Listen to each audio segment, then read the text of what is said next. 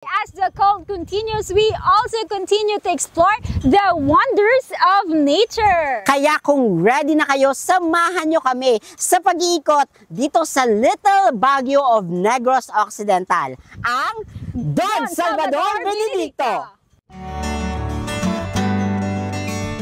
Ready na ba kayo? Let's go!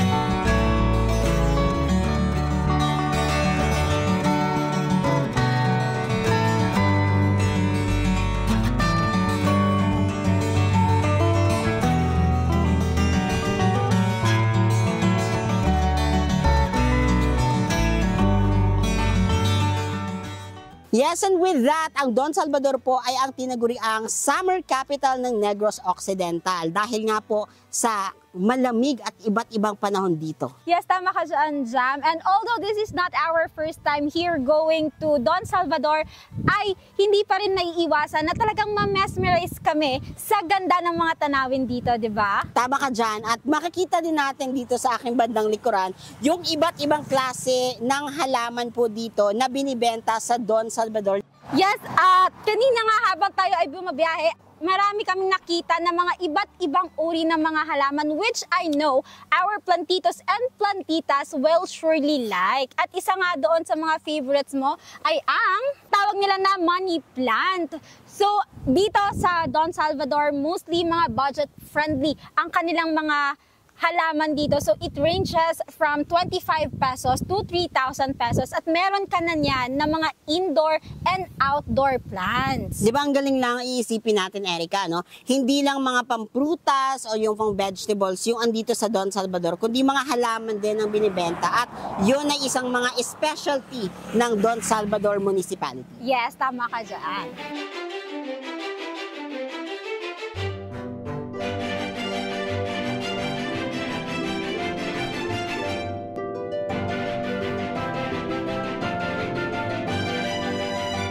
Munisipalidad ng Don Salvador ay napaliligiran ng mga puno at iba't ibang halaman o pananim.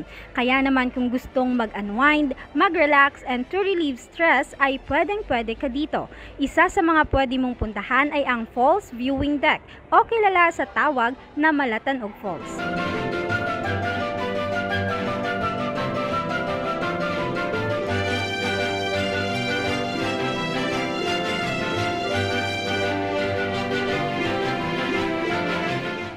At syempre mga kasangbahay, hindi pwedeng hindi mapuntahan ang isa sa mga dinarayo dito sa Don Salvador. Ito ang Jomax Peak. Ano bang andito, Erica?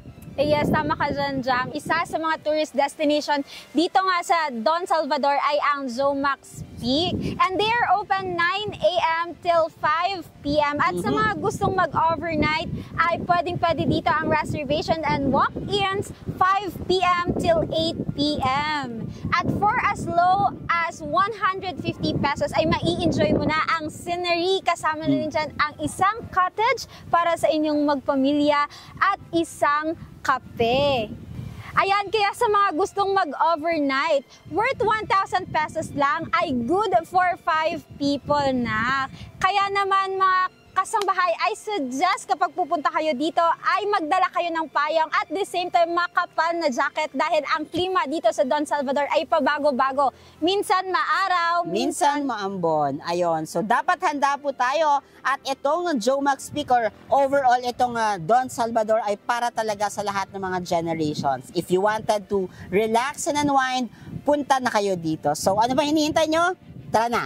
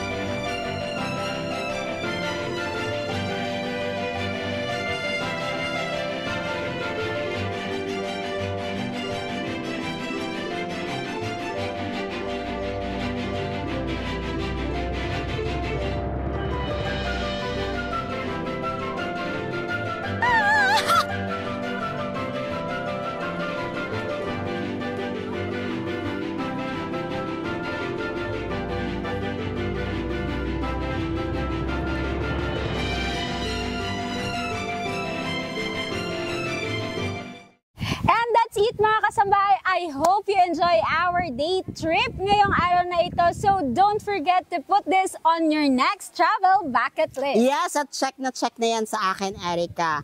Sana sa inyo din mga kasangbahay. At samahan niyo sana kami sa susunod dating episodes dito lang sa Trip Ko To!